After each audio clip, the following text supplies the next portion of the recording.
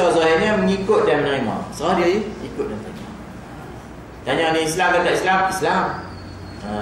Tapi tudung ikut, bukan ikut Nabi, ikut ni apa, Wadina. Wadina pun tutup juga, sajalah. Maknanya kalau ikut Wadina tu okeylah. Takut ikut yang lain. Ikut yang lain. Jadi yang ikut yang lain tu saya tak tahulah. Dia serah secara zahir, tapi dia terima ke tak terima? Dia tak terima. Jenis-jenis sekerat-sekerat ni. Jadi yang tu yang kita bimbang. Dia ikut siapa? Tak tahu. Dia ikut siapa? Tak tahu. Kata serah diri, kata terima, kata ikut. Tapi bila diajarkan tentang Islam, sebenarnya dia ikut, bukan dia ikut Nabi. Nabi memang tak pakai tudung, tapi Nabi ajar cara tudung dalam Islam. Surah An-Nur ada disebut dah khumur, kena laburkan khumur, penutup, kena tutup hiasan itu. Ni kadang-kadang jenis tutup, dia bukan tutup aurat, dia tutup rambut. Dia tutup jambul, dia tutup rambut. Ni tengkok nampak. Jadi ustaz tadi kata kat orang, ustaz semua kata ikut Nabi. Nak kata Islam tu zahir, ikut Nabi, kena terima, kena ikut, jangan tolak. Itu Islam. Aslim taslam. Kamu Islam, kamu selamat. Jadi dia kata lagi tentang apa yang diketahui mengenai Islam secara darurat. Al-ma'lum minad din bil darurah. Al-ma'lum minad din bil darurah ni benda yang dah ketahui dah dalam agama. Yalah, dalam Islam kita tanya secara asal dia apa dia Islam. Nak kata apa Islam? Ni 5 yang asal ni. Mengucap, raya, puasa bulan Ramadan, zakat, bagi yang mampu. Ini dah secara al-ma'lum min ad-din bil-darurah. Tanya bila zaman manapun sebut je Islam, dia nanti sebut ni lah yang zahir dalam agama. Mengucap memang kena mengucap. Sembahyang memang 5 kali sehari semalam kena sembahyang. Puasa bila main Ramadan. Zakat bila cukup haul dan nisab. Haji bila ada mampu. Tanya bila zaman apa ini yang bila sebut saya Islam, ini yang terlintas dan ini yang difahami. Tapi adakah cukup dengan 5 ni? Ada. Bagaimana dengan nikah? Bagaimana dengan jual beli? Nak beli tanah, nak tanam sawit? Macam mana dengan sewa menyewa? Macam mana dengan ni makcik jual ke pada nak jual kuih? Macam mana dengan muamalat dengan bank? Macam mana dengan apa undang-undang negara? Dia ada dalam Islam, tetapi yang dikenali dalam Islam secara darurat sebut saja Islam 5 yang teras. Yang lain ada. Bukan kita kata 5 ni yang wajib. Itu kena faham. Yang wajib itu banyak lagi yang wajib. Banyak lagi yang wajib. Darurat tidak perlu fikir dan bicara lagi. Sebut saja Islam memang 5 itu yang menjadi asas. Seperti 2 kalimah syahadah dan solat. Dan dikenali dengan mengikut dan menerima itu ialah mengaku dengan lidah apa yang tersebut itu dan tiada menolak. Takrir bil lisan, kena ikrarkan dengan lisan dan mengamalkan dengan anggota. Sekalipun dia tidak mengamalkannya seperti meninggalkan sembahyang dan seumpamanya selama. Hukum orang tinggal sembahyang. Hukum tinggal sembahyang dosa besar. Tapi dia Islam ke tak Islam? Islam. Dia Islam. Tapi apa pula hukum orang yang tidak menerima kefarduan salat? Islam ke tak Islam? Ini boleh menjejaskan akidah. Kerana apa? Mengingkari salah satu suruhan dalam Islam. Dia mengingkari kefarduan salat itu mungkin maknanya boleh tergelincir sebab dia ingkar kewajipan. Tapi kalau dia mengaku tapi dia tak sembahyang, itu Islam ke tak Islam?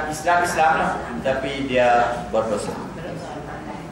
Tapi kalau dia kata sampai tahap kita kata tak tak lagi fardu menunaikan solat.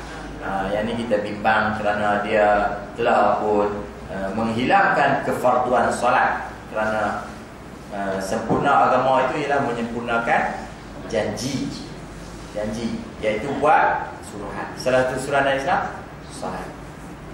Rukun Islam 5 perkara: bersaksikan bahawa tiada Tuhan melainkan Allah dan Muhammad itu pesuruh Allah. Rukun ini tertentu kepada orang kafir yang hendak masuk agama Islam. Mendirikan sembahyang 5 waktu, memberi zakat, berpuasa bulan Ramadan, menunaikan haji ke Baitullah bagi mereka yang berkuasa sampai kepadanya. Jadi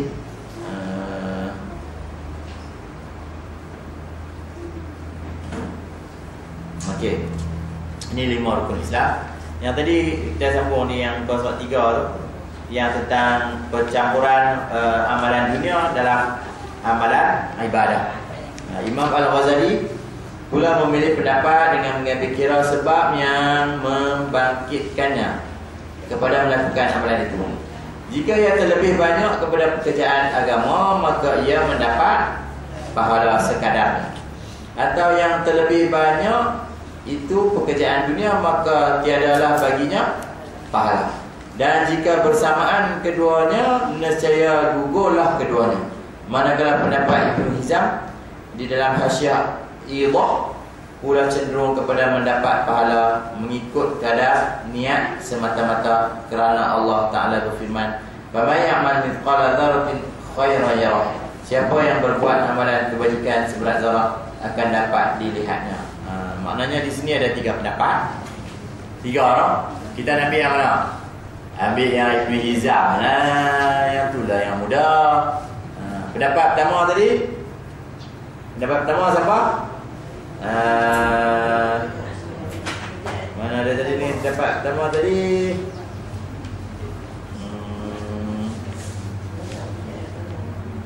Pendapat pertama tadi, kalau bercampur urusan ibadah dengan urusan dunia, tak dapat pahala langsung, kosong.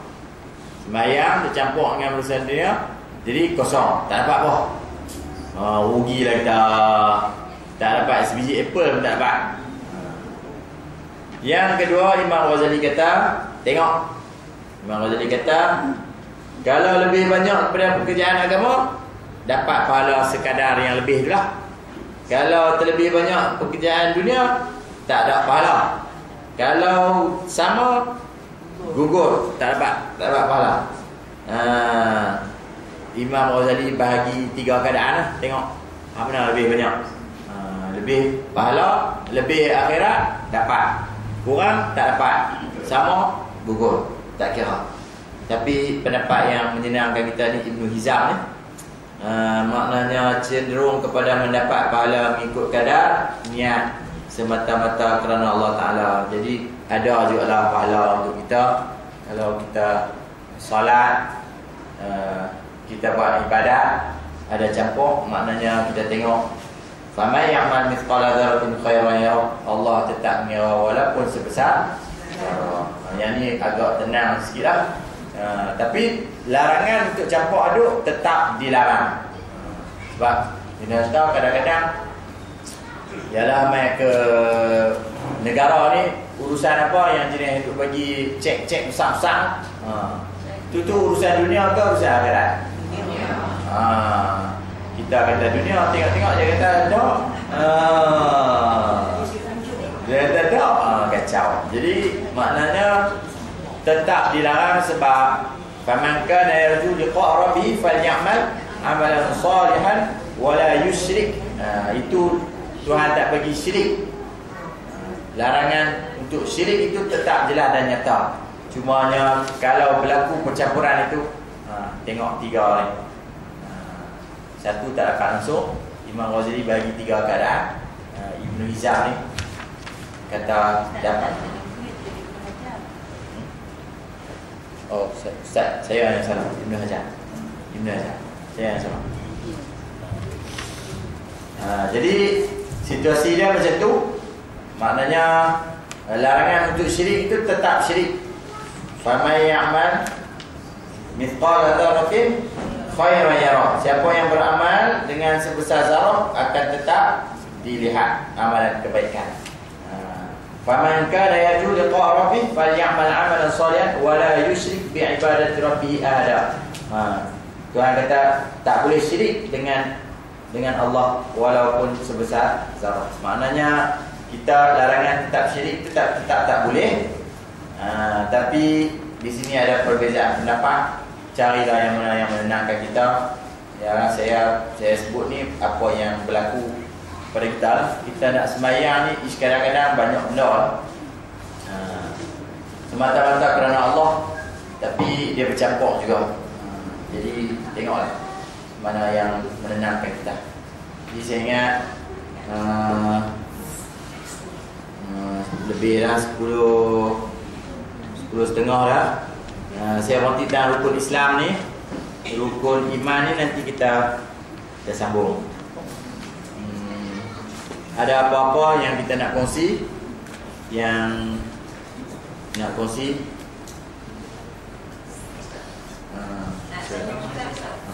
Yang ada masa kita sembahyang, kita tak boleh sekutu kan dengan dunia ni. Tapi berapa orang yang boleh sembahyang khusyuk, dia tak sekutu dengan dunia. Contohnya tengah-tengah sembahyang dia fikir nak buat daging kurma ke, gerah. Ada yang boleh sampai negara Cina. Adakah dia sekutu? Ada ulama yang saya mengaji sekutu ini sekutu dengan contoh agama lain ke Tuhan lain. Tapi kalau sekutu dengan dunia ini banyak yang out Ustaz betul tak? Apa komen Ustaz?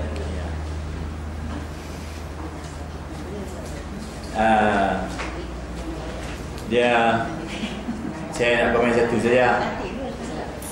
Kalau ikut Imam Al-Ghazali, sekutu kepada Allah ni bukan sekadar sekutu dengan Tuhan yang lain.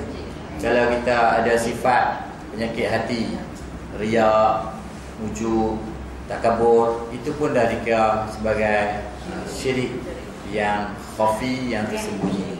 Jadi maknanya memang perbahasan tentang syirik ni, sekutukan ni memang cukup besar. Walaupun kita kata syirik tu, kita kata, Imam Ghazali kata ada yang khafi dan ada yang jali. Kalau syirik sekutu dengan sembahan-sembahan yang lain, itu kategori jali, yang besar, jelas dan nyata.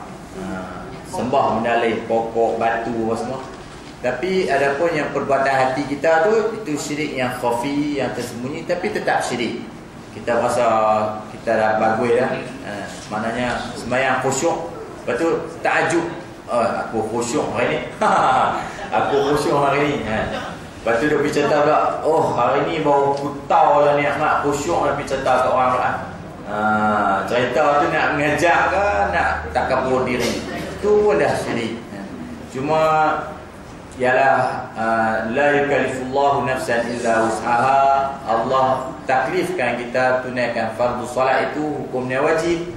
Wajib kita sempurnakan atas sekadar apa yang kita mampu. Cukuplah kalau kita ni mampu untuk gugurkan kewajipan, itulah tahap kita. Mai satu tahap nanti lagi sampai ke tahap di depan aku adalah Allah, di kanan aku adalah syurga, di tinggi adalah neraka, di belakang aku adalah malaikat yang nak mencabut nyawa. Aku berdiri di atas titian sirat. Itu mungkin dah pergi ke level yang Imam Ghazali kata solat, dirikanlah solat yang terakhir. Mungkin takkan semua hidup kita sekali dua kali ikut yang kita bisa dapat itu. Aqimu solat al-muaddah, tunaikan solat seolah-olah solat itu solat yang terakhir. Selepas ini tak ada lagi solat, kamu akan mati. Jadi nak sampai tahap tu rasa-rasa susah. Maknanya kita buat yang terbaik. Syirik saya dah sebut tadi. Wallahu a'lam. Ya. Ada kak kecil dia tanya tadi. Ada. Ya, Aziz. Sabar, duduk je. Nak tanya apa? Macam nak tadi yang tak melaksana hukum Islam. Adakah masuk dosa dengan kita betul? Ini Ustaz Zaki jawab. Tak laksanakan hukum Islam. Saya nak kata apa yang saya faham, maknanya hukum tu adalah hukum yang menjadi kewajipan dalam negara untuk laksanakan. Jadi dan kita tak boleh buat hukum sendiri. Contoh kita kata ni Pak Si apa? Pak Nibung. Pak Nibung kata kita nak buat hukum Islam. Tak boleh. Nak buat kata yang saya kata 7 perkara tadi tu, hukum duduk dalam wuduk, qisas dan takzir adalah hukum yang bersifat dalam negara, hukum pemerintah. Tiba-tiba kita lantik jawatan kuasa kita, Ustaz Zaki jadi kepala, Encik Sam jadi setiausaha, kita buat hukum Islam. Tak boleh. Sekali satu paksi nanti kena tangkap sebab dia hukum negara. Hukum itu tetap wajib dalam negara, cumanya bila akan berlaku, ini yang menjadi persoalan. Kerana ma la yatimul wajib illa bihi fa huwa wajib. Nak dirikan hukum Islam itu adalah wajib. Tak akan sempurna yang wajib melainkan sesuatu, maka yang nak jadi sesuatu itu pun jadi wajib. Dia kena ada dia punya tangga dia. Nak ambil buah pelang. Contoh, nak ambil buah pelang. Macam mana nak ambil buah pelang? Nak suruh buah pelang tu lurus. Mungkin guna galah. Mungkin guna tangga. Galah dengan tangga ni tak wajib pun. Yang wajib tu nak ambil buah pelang contohnya. Jadi kerana nak ambil buah pelang baling batu, 3 cara. Tapi kerana nak ambil buah pelang tu kena ada salah satu di antara 3 cara ni. Maka cara ni pun jadi wajib. Contoh saya buat macam nak sembahyang. Wudu wajib dah. Wudu hukum dia harus. Saja-saja kita nak berwudu. Nak ambil wudu ambil tak mau ambil apa? Ambil wudu lebih selamat. Tapi bila main sembahyang Jadi wajib. cuba kita sembahyang dan Allah Akbar, tengok wudu tak ambil. Jadi wudu jadi wajib waktu sembahyang nak didirikan. Hukum dalam negara itu wajib. Tapi tak akan sempurna hukum dalam negara melainkan dia ada cara, maka cara itu pun jadi wajib. Jadi yang ada dekat kita ni adalah apa usaha yang untuk kita buat menjadikan hukum dalam negara itu sesuatu yang dilaksanakan. Wallahu a'lam.